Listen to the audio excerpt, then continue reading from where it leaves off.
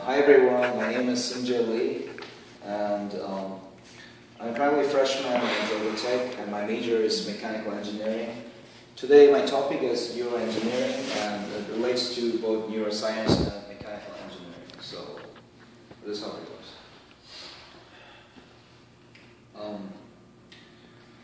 In my presentation, I'm gonna mainly talk about how technologies can improve the living standards of the physically disabled people, and I'm going to mainly focus on HCI and BCI machines. Look at the surroundings and environments around you. Everything looks beautiful and perfectly normal. But have you ever thought about physically disabled people who cannot walk, see, or talk about this beautiful scenery? Makes me sad just by thinking about it. So, what is the worst physical disability that a person can have? It is, of course, a complete paralysis of the body where one does not have any voluntary control over parts of the body. So, lives of such people are total miseries. Is there any way we can help them? Yes, there is. Although it is not fully developed and will be available a few years later, this machine called UMD BrainCam,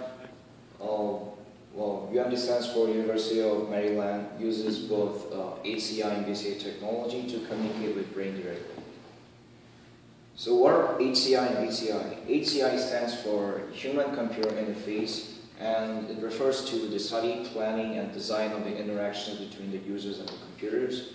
Examples of HCI include keyboard, mouse, or any other devices that need human motor control.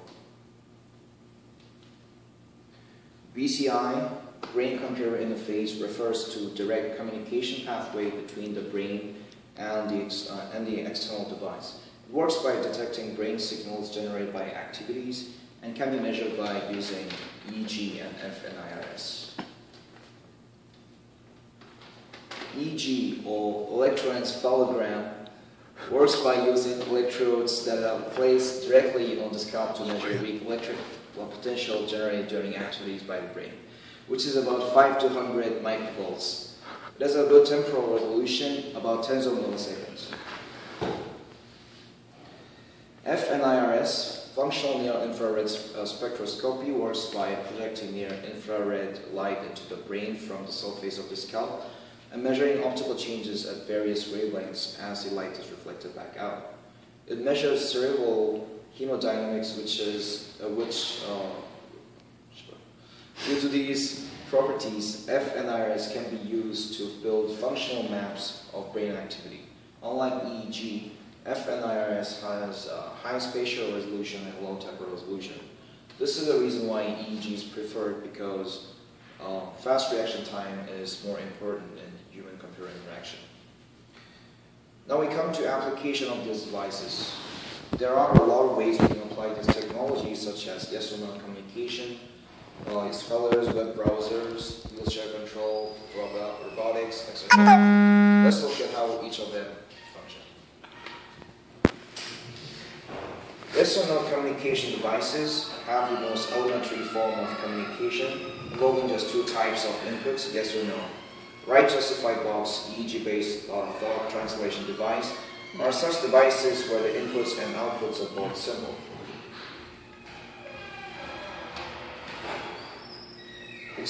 Spellers, as the name implies, enables people who are completely paralyzed to communicate by spelling each alphabet by using BCI technology. There are various types of spellers, such as binary spellers, Fayol-Odonchian matrix, hexaspell application, and Dasher with BCIs. Having access to the internet might be a life-changing experience to physically disabled people. Brain browser is one of such machines that need no direct physical control over computers. It is based on modulating new rhythms of our motor cortex to select browsing commands such as next and previous. Wheelchair is like a life support machine to those who cannot walk.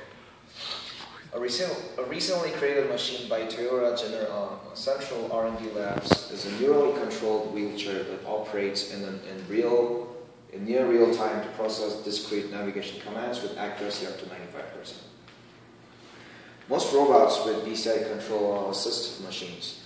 Users select discrete commands via the BCI to cause the robot to perform simple tasks, such as picking up an object or moving it to another location. Selection accuracy for this user-specific classifier was reported to be 95%. There are two types of BCI control, which are invasive and non-invasive. Invasive BCI technology involves surgically inserting a microchip into a user's brain. It has a good temporal resolution and accuracy, but might have medical complications because the user's brain might reject the machine. Thus, it is safer to use non-invasive BCI technology, such as UMB BrainCap. It is a non-invasive robotic limb, sensor line cap with neural interfaces, software that is capable of controlling computers, robotic limbs, and motorized wheelchairs. What it does is it contains algorithms that translate brain activities into motion signals that predict motor movements. It is based on findings that neural patterns for real actions and observing these motions are exactly the same.